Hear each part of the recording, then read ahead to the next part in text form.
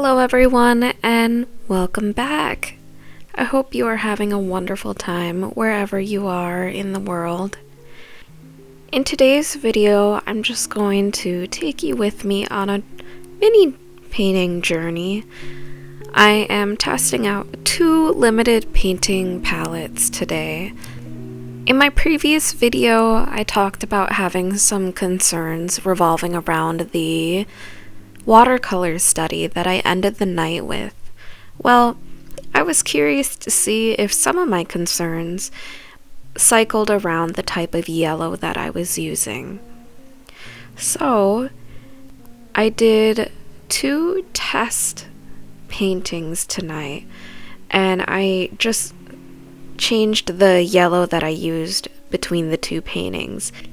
In one, I tried out the new yellow that I've been pushing myself to try to use these days, raw sienna light.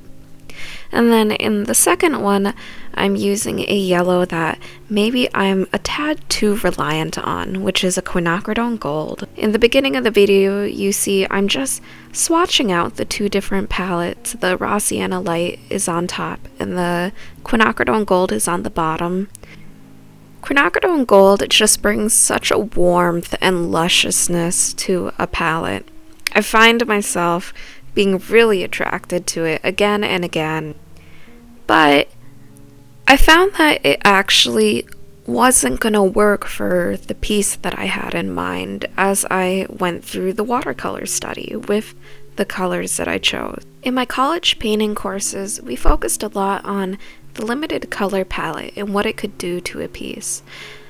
I found that with this instance, the Quinacridone Gold that I so desperately wanted to use in the piece ended up bringing a little bit too much of an intensity that I didn't necessarily want in the piece that I had in mind for this larger version.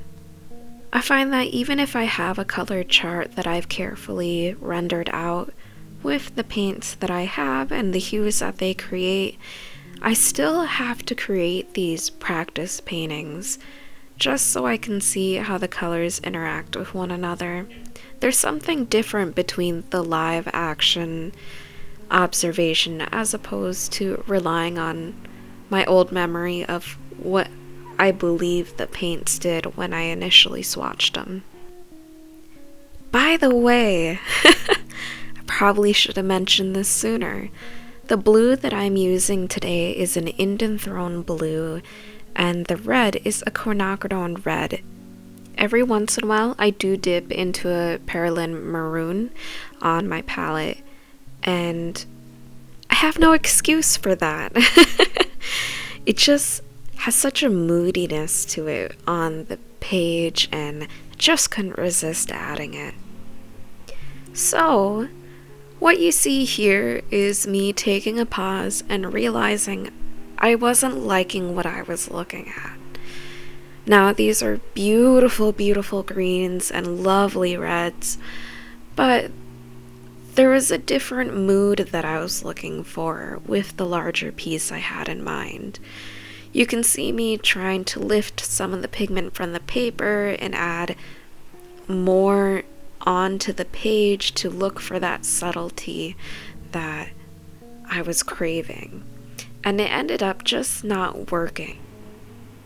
Now, when I make these little practice paintings, I don't intend to copy exactly this outcome onto a larger sheet of paper. I take inspiration from what happens in the smaller paintings and go towards the bigger piece with just these studies in the back of my mind and how they went.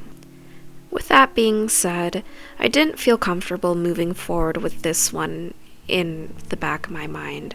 So, after some fiddling around, I dipped into that raw sienna light and I did a little piece up top. Now, at this point, I have the colored pencil sketches and two watercolor studies under my belt. So it could have contributed to the feeling of relief that I had with the second study that I did this night. But wow, by the end of the small study up top, this one, I felt a lot more comfortable moving forward with what I wanted to create. The yellow created a lot more softer hues, and I felt like the mood and the atmosphere that I was aiming for in the larger piece was just captured a whole lot effortlessly up top. So I feel pretty confident moving forward with a larger piece. I don't have the composition completely mapped out.